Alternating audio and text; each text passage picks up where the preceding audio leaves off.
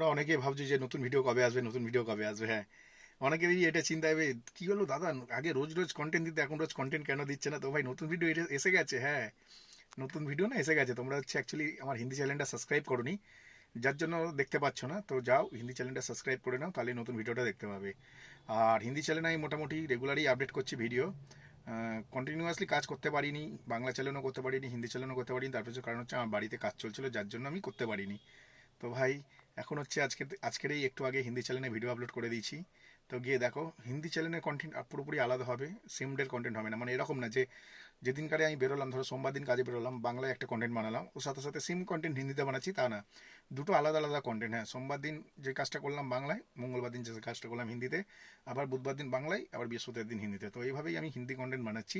মানে যারা যারা হিন্দি কন্টেন্ট দেখবে তারা মাসের 15 দিন হিন্দি দেখতে পাবে, আর মাসের 15 দিন বাংলা দেখতে পাবে। তো এক্ষুনি যাও হিন্দি চ্যানেলটাকে সাবস্ক্রাইব করে নাও।